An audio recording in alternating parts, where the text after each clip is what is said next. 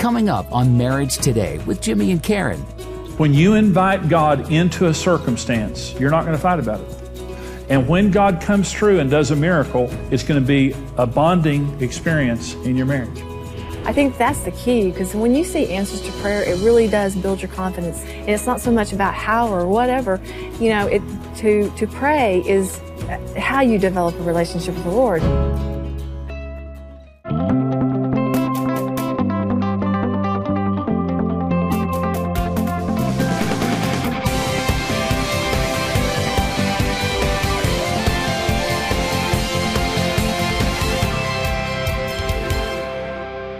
We're going to use an acronym here.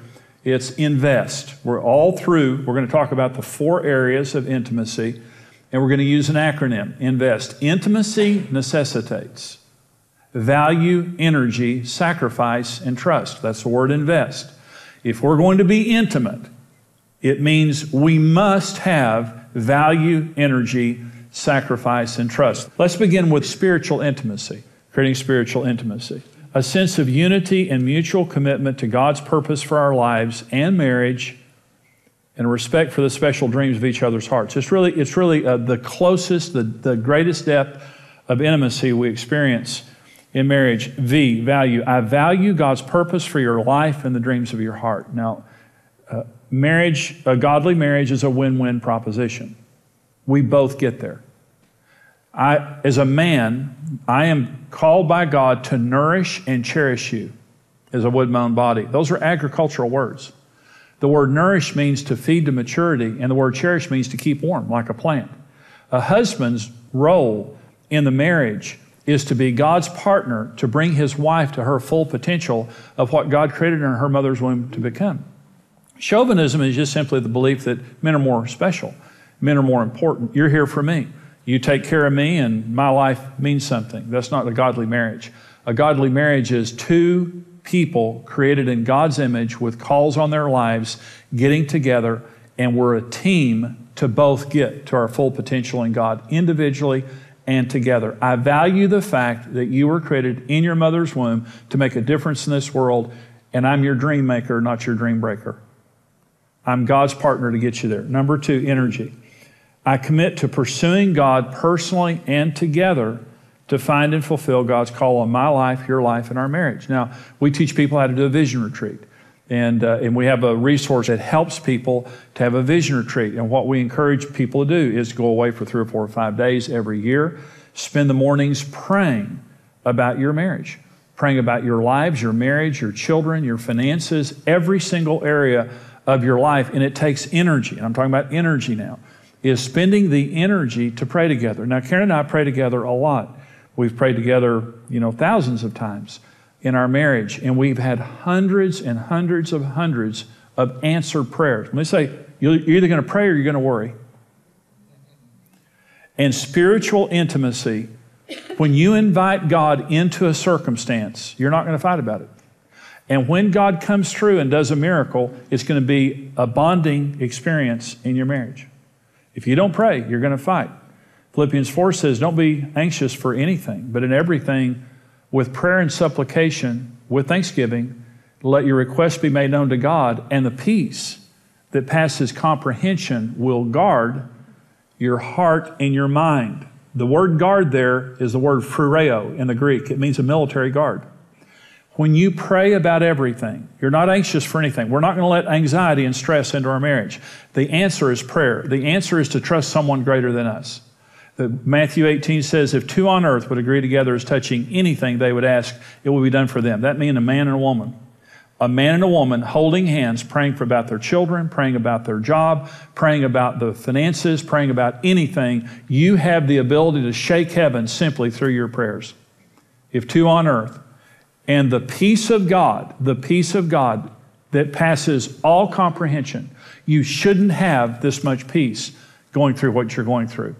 But the reason that you have this peace is rather than fighting about it or separating over it, you prayed and you invited God into that circumstance, and now the spiritual bond between you gets even closer. You pray, you work at praying. You make sure that you're worshiping together, you're praying together, you're seeking God. Number 3, I sacrifice the desire to only promote myself or to worry about myself. In other words, we're each other's. God looked at Adam by himself, and God said, it's not good that he's alone. You understand the devil never attacked Adam when he was by himself? And Adam was on the earth for a significant period of time by himself, because the Bible said he named every animal on earth before Eve was created. Let me tell you, that takes a while. I tried it once. They're still finding new species. And Adam named every species of animal on earth, and it says, and there was no one found comparable to him. And so God created woman. And then the devil attacked. The devil attacked because now Adam could get there. Eve was created to help Adam get there. Adam was created to help Eve get there. And both of us have to sacrifice our natural selfishness that we only care about ourselves. Number 4 is trust. I will create an atmosphere where you can share your deepest spiritual desires and dreams and know that they're honored by me. Okay? That I'll respect that I'll be careful with this. Now, this is an interesting thing. Research proves that our deepest fights are on a dream level. That when we're having our worst fights, we're on a dream level. An example is a person who dreams of financial security, like Karen. Karen dreams of financial security, not in a bad way, not in a materialistic way. I was her dream breaker because I did not value the finances the way she did. I was her dream breaker. I didn't understand that. Housework, to have an orderly, peaceful life. Some people, their dream is just to have a nice home and a home that's well cared for, but their spouse is not respectful of that. So you're not just being a slob, you're attacking a dream that your spouse has. Children. To have children who are a priority and feel loved by their parents. Some people grew up without both parents. Some people grew up in a broken home or a home where there was high dysfunction, and their dream is to have an orderly home where the children are valued by their parents. Not too highly, because the marriage has to come first. But you're never here, you don't take care of the kids, blah, blah, blah, and so you're my dream breaker. One of Karen's dreams is living without a lot of stress. Because of what I've done for many years in the ministry, we had a tremendous amount of stress in our home when our kids were growing up. My schedule, the church, and I was pastoring a large church, and MarriageToday started, and there was a lot of stress. And Karen reacted to that. And Karen's an extremely hard worker. I mean, she is a very, very diligent person. I can handle stress, but she can't. And I say I can handle it. I don't handle it as well as I say I do, but I can handle it better than she can. But what I realized was that one of Karen's dreams is for us to have manageable lives that are not too stressed out. And so what I've done over the years is I've made her my partner with my schedule. And before I put a lot of things on my schedule, I sit down and talk to Karen and say, is this okay? Is this okay? We talk about my schedule, 2 or 3 times a week. And she'll say, yeah, I'm fine. Her not having that stress on her that me being busy and us being busy creates, that's one of her dreams. I was her dream breaker, now I'm her dream maker, because I care about the fact that that's super important to her. A lot of the fights that we have, we just don't realize we're touching each other's dream. It's not just an emotional level. It's not just a mental level. It's a spiritual level. There's something deep within my heart that cries out for this, and you're my dream breaker. And if we're going to have intimacy in our relationship, we've got to be each other's dream maker and listen and work at that. Number 4, this is the last one, physical intimacy. Feeling as though your partner's body is your place of pleasure and delight. Closely sharing physical needs and desires and giving yourself to physically serve your spouse. I'm going to go through the little acronym here. Intimacy necessitates value. I care about your physical needs. Energy. I commit my physical energies to meeting your needs. Let me read you a scripture here, interesting. 1 Corinthians 7:4, okay? It says, when you get married, you don't have authority over your own body, but your spouse does.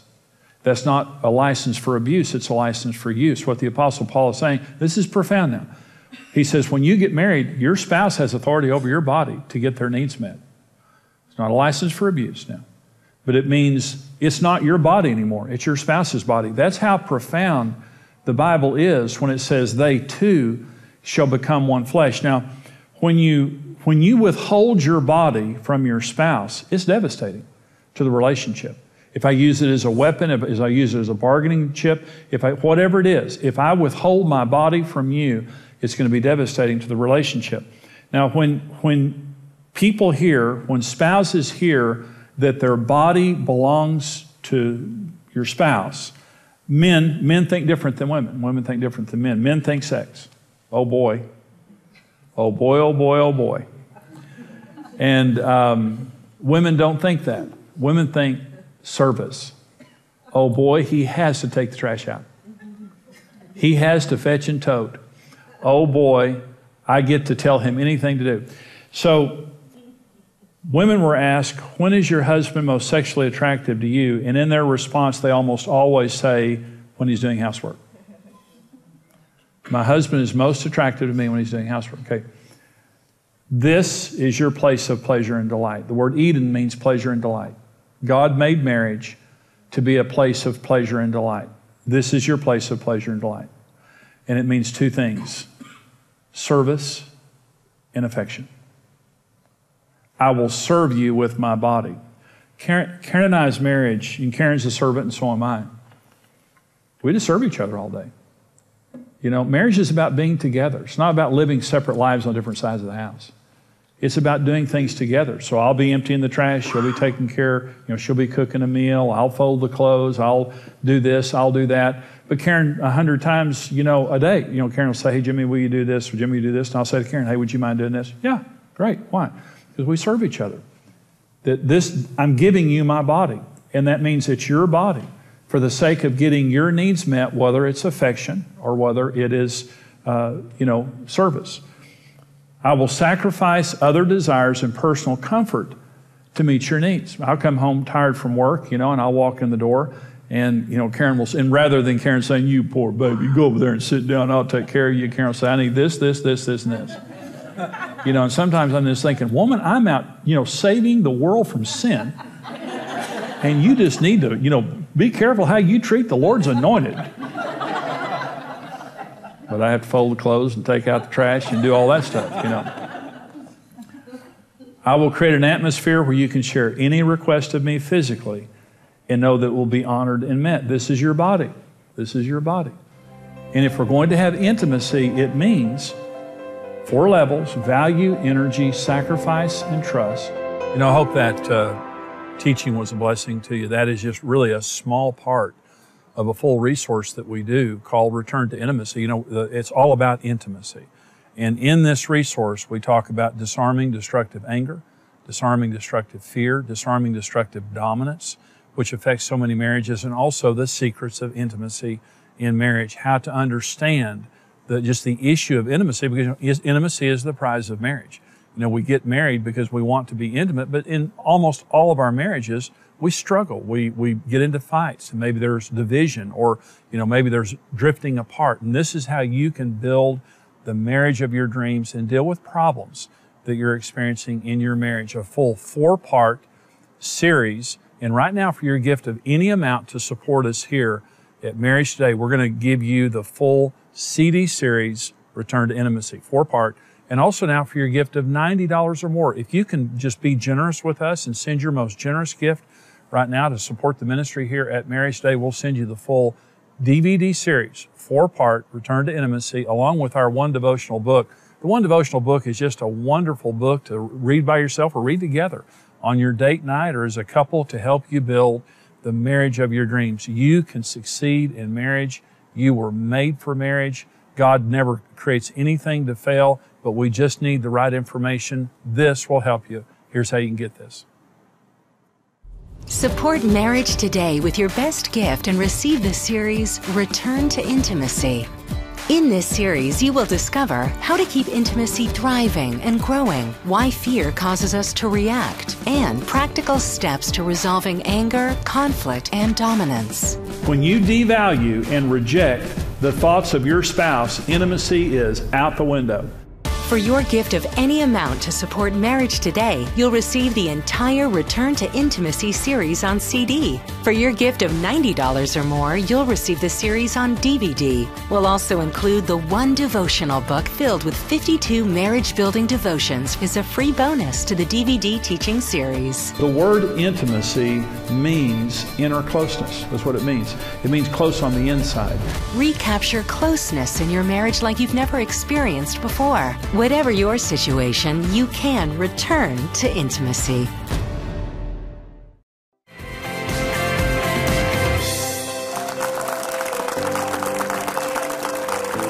This program is on spiritual and physical intimacy. It comes from our Return to Intimacy seminar. You just saw the resource there where we talk about anger, fear, dominance. And this program is on understanding the keys, Karen, to creating intimacy. And we talk about mental and emotional, but this is also on spiritual and physical, really to have intimacy in every level of our relationship. Now, we've got some questions from some of our viewers, and the first one's for you. And this viewer, Karen, says, Karen, I hate doing housework, but if I don't do it, it won't get done. How can I get my husband to help more around the house? That's from Jackie in California. Okay, so what's your secret? Well, first of all, when we first got married, you taught me how to clean house. But now that I've been taught, I actually love to clean the house. I mean, I'm so grateful that I like it. But if I didn't like it, I would feel like she does. Sure. You know, I would want you to be helping me, and you do. I mean, you're a great help around the house. And so, you know, again, we can't compartmentalize things in our marriage. Well, this is yours and this is, you know, we should be a part of everything that each other does. And so, you know, yes, I understand he may work and, you know, he comes from work and he doesn't feel like doing housework, you know, so pick a different thing or a different time for something that he can do and, you know, and communicate in a way that says, you know, you do such a great job at this, and I like it better when you do it than I do it. You know, I think that's one of the things I did with you. I said, you know, the way you load that dishwasher is the best I've ever seen. You know, and it's like, and no one vacuums like you, no one. And so, and, really, it's true. I mean, it's true. And so, you know, men love honor. Yeah, and so, you know, find a way to make them feel good about, you know, what you're doing, because you know, housework can be drudgery for anybody, you know, so make it something that's, you know, just part of everyday life. This is what we're going to do. And, you know, just make it something more enjoyable for both of you, even if you do hate it, because it can be fun. Well, and this is something that's interesting, and I completely agree with what you just said. That's perfect. Women are asked in polls, when is your husband most sexually attractive to you? And they always answer, one of their top answers is... I can answer. I know. No, one of their top answers is when he's doing housework. I know, but see, this is how you learned it. Well, you learned how to say that because you saw how true it was. Well, when we first got married and you started doing the housework, it's like, oh my gosh, let's go to the bedroom. Well, here's what I'm going to say. So this... I think I'm embarrassed myself. This lady's saying, how do I get my husband to do housework? Just say to your husband, honey, I just feel so romantic when I see you doing housework. Exactly. You know, and you You're know, such a turn on. Well, you know, there's a benefit in there for you. Now, but also, let me say something to the husband here, because we're talking about intimacy. Okay, my body in the teaching I talked about, my body is your place of pleasure and delight. God created marriage in Eden, and Eden means pleasure and delight. Okay, and so physical intimacy happens when we share bodies. Okay, well, for men, when we think about my wife's body belongs to me, it's like, yay, you know, God. And it's sex. We think about sex. But when women think about their husband's body, they're thinking chores.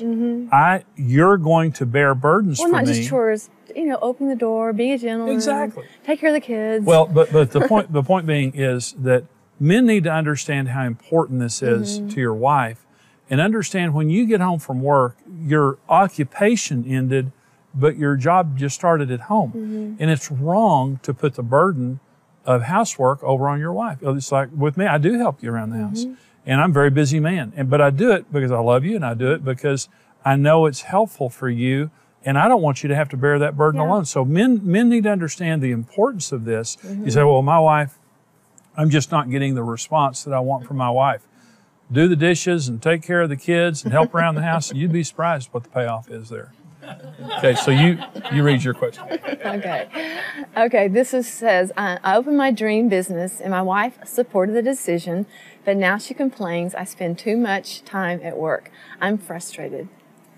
Well, he opened his dream business, and I hope that she agrees with that, that, it's both of their dream, not just his. But she says, that you're spending too much time at work. Doesn't matter if it's your dream business. Yeah. Your family comes first. Mm-hmm. And when I first started in ministry, Karen, I worked too much. Mm-hmm. And what I do in ministry is obviously a very important thing. But it came before our family, and you complained, mm-hmm. rightly so. Mm-hmm. And you were fighting for the integrity of our relationship, and you were fighting for my heart. And see, Jesus said, wherever your treasure is, there will your heart be also. The word treasure there is thesaurus. It means where you're investing yourself. Yeah. Where you're investing yourself, your passion goes there. Mm-hmm. So see, if he's investing himself more in the business than he is in his home, it means his passion is in that business rather than being in the home. So she's fighting for his heart because the first of his passion and the first of his energies needs to be invested there in the home. So Stan, I hope your business does well, but listen to your wife. She's fighting for the integrity of the relationship. Now, we have more program coming up, but watch this.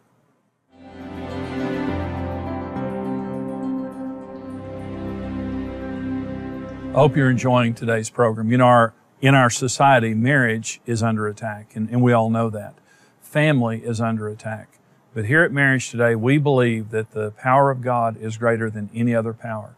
And we believe that the power of God's Word is more powerful than any lie or deception that can be told. And many people who are failing in marriage, they're not evil people. They just don't know any better.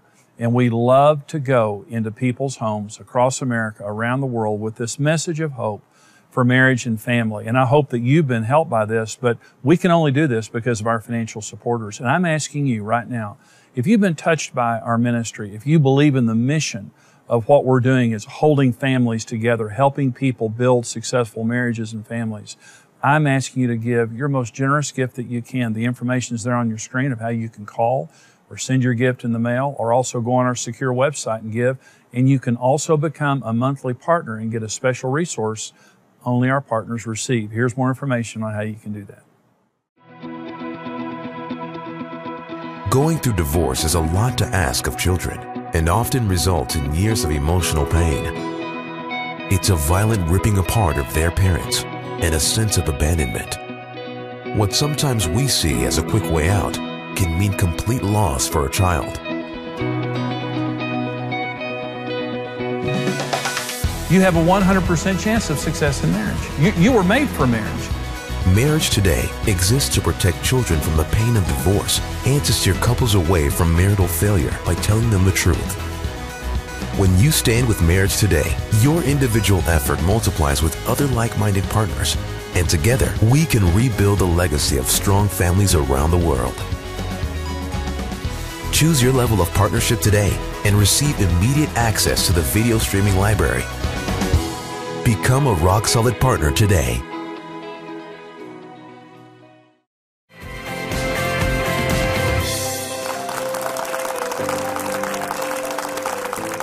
We're talking about the subject of intimacy. This program is talking about physical and spiritual intimacy. But Karen, the resource, we do a seminar called Return to Intimacy. And we're just talking about things that can inhibit intimacy in our marriages and how to remove those things. And we have one more question from one of our viewers that I want to read to you, because you're really good at answering these kind of questions. Karen, my husband doesn't like to pray in front of other people, even before meals. How can I give him the confidence that he needs? That's from Susie in North Carolina. Well, you and I kind of went through this, where it was easier for me to say, let's pray, or can we pray? And you were always, it was always hard for you.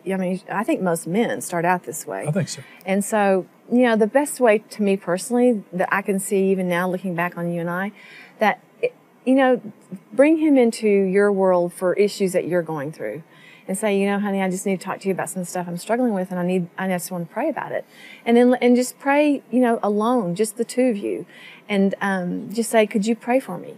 And get him more comfortable in the intimacy of just the two of you. I agree. And it'll start, building his confidence, and especially when he starts seeing answers to prayer. I think that's the key, because when you see answers to prayer, it really does build your confidence that says, oh my gosh, prayer is a big deal. And it's not so much about how or whatever. And then where his relationship with the Lord is huge. To pray is how you develop a relationship with the Lord. And so, it's the key to that relationship growing, and so maybe he needs to get into a Bible study where he is around other men or other couples that, pray, and he hears other men pray. Maybe he just needs to be around more of that influence, which I think would help him a lot. And I just remember when you started praying, it just brought something into the family that was so needed, and such a covering of security for all of us. And I think it's just so important to not diminish the fact that when men pray, it's a really important thing in the family. Well, I was fearful Yeah. of praying. I was embarrassed to pray. Just like this man, she's talking about him. We got married, and I had just received Christ, and we went to the Sunday school class, and we were in about 20 couples in the Sunday school class. And out of nowhere, I'd been saved maybe a month, and the Sunday school teacher said, "Jimmy, would you lead us in prayer?" I just stopped cussing 3 weeks ago. I had Barely. I had never prayed in my entire life. It terrified me. But exactly what you said is right. Start, crawl, walk, run. Start by praying together. Once he gets good at doing that, he'll feel better about praying public. Sorry, we're out of time. We hope that this program's been a blessing to you. See you next time. Goodbye. Thank you for watching Marriage Today with Jimmy and Karen. Subscribe to Marriage Today's YouTube channel for more marriage building videos and updates.